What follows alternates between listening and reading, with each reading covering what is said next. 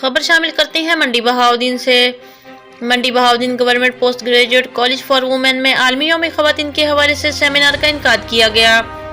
Deputy commissioner Tariq Basra का मुनक़िदा seminar से ख़ुसूसी खिताब। उन्होंने कोरोना वबा के दौरान पॉपुलेशन डिपार्टमेंट में बेहतरीन ड्यूटियां सर अंजाम देने पर एजाज़ी शील्ड भी तकसीम की और पॉपुलेशन वेलफेयर डिपार्टमेंट के ज़ेरे तमाम लगाए गए स्टॉल्स भी चेक किए।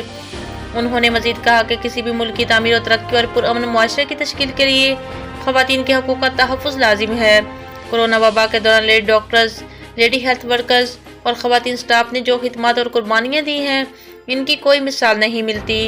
उन्होंने कहा कि हुकूमत ख़वातीन को बाइख्तियार बनाने और उनके तहफ़्फ़ुज़ के हकूक़ के लिए अपना फ़र्ज़ अदा कर रही है। अब ख़वातीन को भी अपना भरपूर किरदार अदा करना होगा। तारिक अली बसरा ने कहा कि अपने घर में तहफ़्फ़ुज़ का एहसास मिलने पर ख़वातीन ससुराल और पेशा वराना ज़िम्मेदारियों के दौरान भी तहफ़्फ़ुज़ महसूस करती हैं, इसलिए तहफ़्फ़ुज़ का आगाज़ पहले घर से होना चाहिए।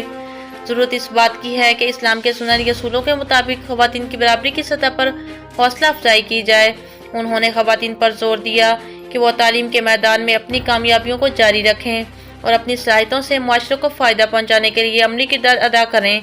सेमिनार के अख्ताम पर डिप्टी कमिश्नर ने कोरोना वबा के दौरान पॉपुलेशन डिपार्टमेंट में बेहतरीन ड्यूटियां सर अंजाम देने पर एजाज़ी शील्ड भी तकसीम की।